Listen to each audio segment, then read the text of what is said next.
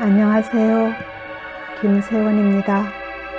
해적 제4회 전편을 낭독하겠습니다. 좋은 시간들 되시기 바랍니다.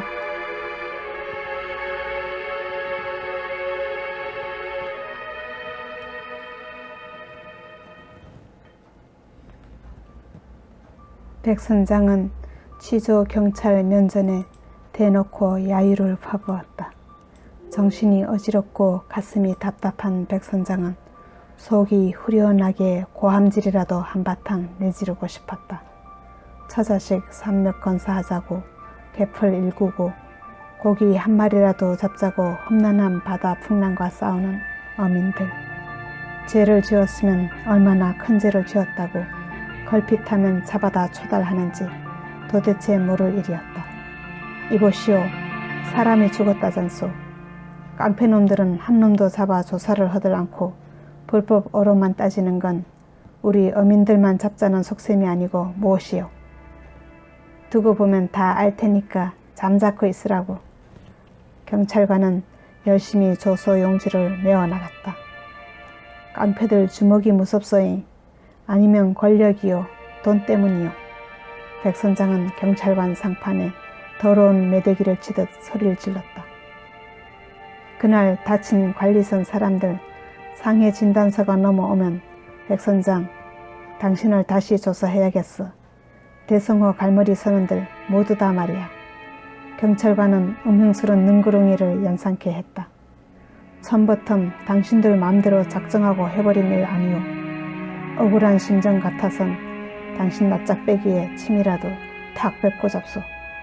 백선장은 경찰관 취조를 당하면서 조금 더 위축되지 않았다. 어차피 당하고 뒤집었을 편법이고 잘못된 악법이었다. 일어나. 경찰관은 피곤하다는 듯이 자리를 일어나면서 뒷덜미를 잡았다. 유치장은 부당한 불법어로 피의자들로 가득했다. 다른 사람들 선동하지 말고 점잖게 들어가 있으라고. 취조를 마친 경찰관은 백선장을 끌어다 유치장에 밀어넣었다. 백선장이 경찰서에 유치된 뒤 남한경찰서를 찾아 백선장을 면회하고 돌아온 장두식은 마을 고산머리 잠방에서 소주 한 병을 사가지고 선착장으로 내려왔다. 그물을 깁고 떨어져 나간 배를 달고 있는 사람들 가운데 뒷짐을 지고 서있던 대성호 선주가 고개를 돌렸다. 이 사람 드시게 마침 잘 오네. 이번에는 괴기잡이를 나가갖고 고대구리들하고 싸움질이나 하고 돌아오면 안 되네. 괴기잡이를 한번 나갔다 돌아오면 배가 온전한 구석 하나도 없으니 어찌 그럼 된 일인가. 누구는 못된 놈들과 싸우고 잡고 싸운다요. 세부치 연장 휘두르는 놈들에게 병신 안 되풀고 목심이 붙어 살아 돌아온 것만도 다행이지라. 장두식은 제 선주의 강다짐이 못마땅한 투였다. 이 사람아, 그래도 배가 있어야 괴기고 뭐고 잡을 게 아닌가. 선원들은 시방 감옥살이까지 하고 있어라. 장두식은 백간으로 내려섰다. 다 썩어 빠진 놈의 배가 사람만 잡아먹었지라. 고장난 기관실 부속품을 갈아 끼우던 배천수가 기름때 묻은 얼굴을 들고 말했다. 농사꾼은 굶어 죽어도 씨종자를 베고 죽는다고 아는가. 바다로 괴기를 잡으러 나가자면 배가 우선 있어야 하들 아는가. 어장관리선 깡패들이 언 놈의 새끼들인지를 몰라서 그런 말씀을 하신다요. 한창 펄펄한 신뒀다 멋에 쓰자고 피 터지게 얻어맞고만 사는 거인가. 선조 어른께서 배 타고 나가 한번 당해보시지라. 그러면 놈들이 언 놈들인지를 알 것이요. 장두식이 대통스러운 대꾸를 거듭했다. 그놈들은 깡패라고 해도 우리 머리 꼭지에 올라앉아 논다 그거이지라. 시와 군청, 경찰에서도 놈들의 해상폭력을 공공연히 눈감아주고 있들 아니라. 피 터지게 얻어맞으면서 과중한 벌금에 감옥가장 잡혀 들어가는 건 우리 뱃놈들이라는 걸 선주 어른께서도 잘 아심서 그런 말씀을 하시면 정말로 섭하지요.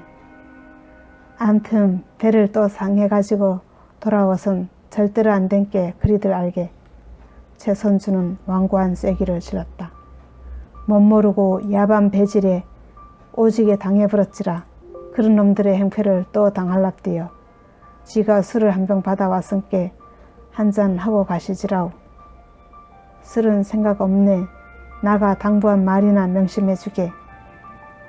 다른 배들 쪽을 둘러보고 난 채 선주는 선착장을 어정어정 걸어나갔다. 밤바다에 수장당한 사람도 있는데 다 썩어본 배 걱정이구만이라. 배를 풀려 귀기 잡는 뱃놈이 없으면 이깟놈의 다 썩어본 배가 뭔 소용일까이. 장두식은 선착장을 걸어나가는 제 선주의 꼭대기에 대고 비윗살이 터지는 소리로 침을 칙 내갈겼다. 가진 거 없는 게 죄지라.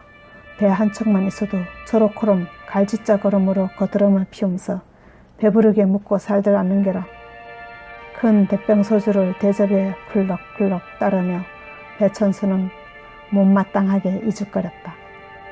길머리집 연씨는 안 왔는가 보네. 장두식은 보이지 않는 길갓집 연씨를 찾았다. 간밤에 딸년이 집을 나간 모양이시. 소주잔을 비우고 난 배천수가 말했다. 서울이다 광주다 공장으로만 가면 떼돈이라도 벌리는 게라. 너나 없이 담보찜을 싸들기 바쁘고 배탈나는 놈은 없으니 정말로 한심하지라. 당산 넘어 설씨는 쇠몽둥이를 들고 설치는 깡패들한테 난장을 당했다는 소리를 듣고 난 뒤 멀리 연안 어장으로 나가는 배를 안 타고 이자 멸다구배를 타겠다네. 명진호 사람들도 엔진을 센 고마력으로 바꾸기 전엔 바다로 안 나갈 모양이고 그따구 깡패들이 무서움사 아예 후라를 떼서 개 져버리고 말아야지. 그래도 인구은인의 배가 나간단께 다행이지라잉. 그물을 배 안으로 끌어올리고 난 점곤이가 말했다. 우리도 인자 얌전히 당할 수만 없은께 무신 대비책을 세워갖고 살아야 되들 않겠어라. 무신 대비책이 있나. 우리도 깡패들이 저승사자처럼 나온께 우리도 죽기 살기로 맞붙어 싸우는 수밖에 없는 거 이제. 장두식은 상체를 뒤로 돌리며 백간에 놓아둔 핫갓대를 불끈 집어들었다. 서너 발쯤 되는 대나무 장대 끝에는 뾰족하고 날카로운 무쇠낫이 박혀있었다. 이 사람아, 그건 살인무기일세. 그놈들의 손에 들린 쇠몽둥이는 살인무기가 아니었던 게라. 놈들이 우리를 죽이려고 나온 뒤 우리라고 눈깔 멀뚱멀뚱 뜨고 당해부여 하겠으라. 점곤이도 어선 고물간에서 똑같은 연장을 가져다 들어보였다. 그의 두 눈엔 굳은 결기가 빛나고 무쇠 낫자로 장대를 거머쥔 손은 당찬 힘이 들어가 떨고 있었다. 이 사람들이 시방 정유회란 때 쳐들어온 문어 대가리 외놈들을 맞아 싸우러 쫓아나가는 중 아는가 보네. 하고 배천수는 날카로운 대적무기를 바라보았다. 그때 아녀즈들 가장 모두 나서갖고 관광수월래를 부르면서 싸워 이겼다고 하지라. 하지만서도 가뜩이나 고대구리 배를 내몰고 나가 불법 어로를 한다고 수산 당국에서 몰아붙인 뒤 세부치 연장 가장 들고 나서뿐면 가뜩이나 우리 갈무리 사람들이 남의 양식어장 도둑질로 해적마을 소리를 듣는 마당에 이젠 아주 해상 강도로 몰려불들 않겠는가. 배천수는 은근히 두려운 소리를 했다. 성님은 크고 작은 사건으로 몇 번 당해보고서도 그라여잉.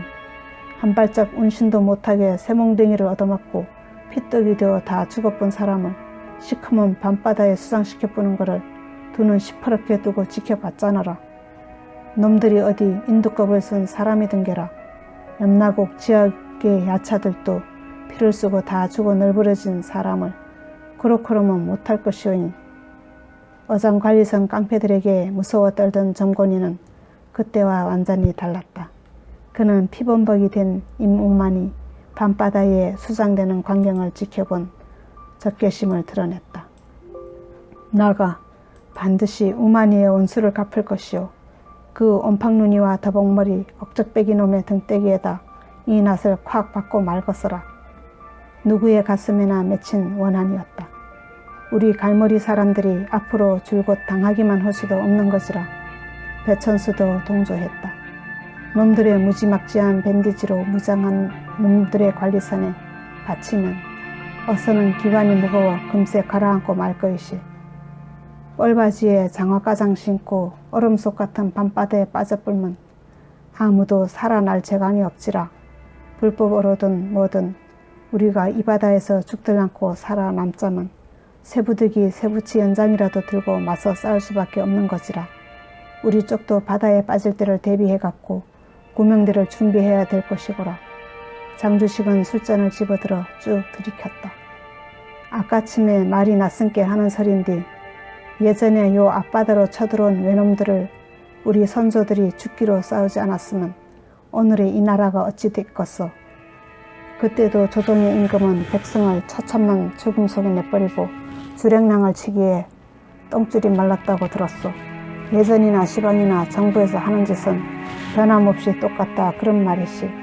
힘없는 백성들을 위해선 아무것도 할 줄 모르는 위원들이라 그것이요.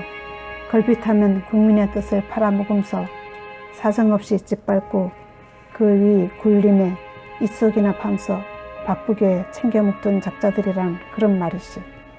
철밥통을 끌어안은 관리들이라는 것도 사못쓴 도둑놈이기는 죄 마찬가지고라. 장주식은 증오에 찬 눈발이 날카로웠다.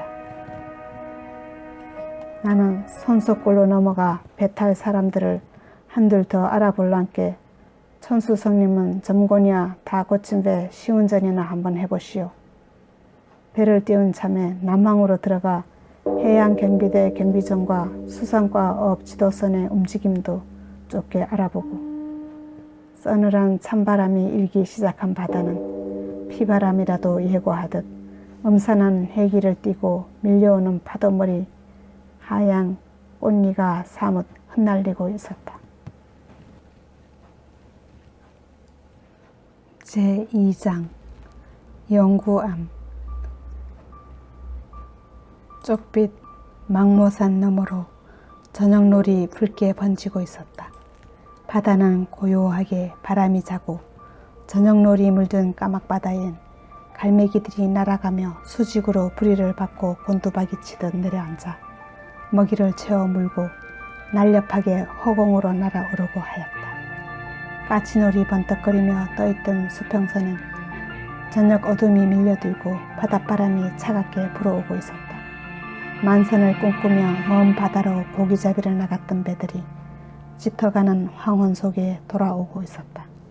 원행에 나섰던 정려스님은 두 다리가 파근해진 발걸음으로 가파른 산허리를 올라서고 있었다. 금오산 고빗길을 걸어오르며 숨이 찬 정려스님은 산 아래 아득한 바다를 굽어보았다. 두높이 깎아지른 암벽을 때리며 부서지는 파도에 하얀 거품이 길게 띠를 두른 모습으로 어슬어슬 저녁 어둠 속에 묻히는 가운데 소란스런 파도 소리 아스라이 들려오는 바다는 오로지 망망한 어둠 속이었다. 잠시 다리쉼을 하고 난 정려스님은 다시 발걸음을 옮기며 산중턱을 걸어 올라갔다. 차츰 나무숲이 울창해지는 암잣길은 동굴처럼 어두웠다. 정려스님은 다리에 힘을 넣어가며 남은 길을 재촉하였다. 우거진 굴참나무와 오리나무 숲은 수백 년이나 묵은 아름드리 느티나무, 동백나무들로 바뀌어 울창한 숲을 이루고 있었다. 나무들 사이사이에 거북등 같은 바위들이 겹겹이 쌓이고 그 위에 또 우람하게 얹혀 높이 올라간 위턱에 제비집 같은 암자가 들어앉아 있는데 바로 속개를 벗어난 빈승의 처소였다. 사철 푸르고 무성한 신우된 나무와 동백나무 숲에 묻혀 조용히 방문의 불빛이 내비치는 요사체는 백민당이라는 놀쪽 현판이 나붙어 있었다. 정려스님은 암자의 마지막 돌계단을 올라서면서 숨찬 기척을 하였다. 불빛이 번져있던 요사체 방문이 벌컥 열리며 지훈 스님이 쪼르르 달려나왔다. 큰 스님, 이제 오세요. 별일이 없었더냐? 예, 오늘은 처사께서 일어나셨습니다. 지훈 스님은 큰 스님의 등에서 바랑을 벗겼다. 한창 젊은 사람이라 툭툭 털고 일어나는 것이 유다르구나.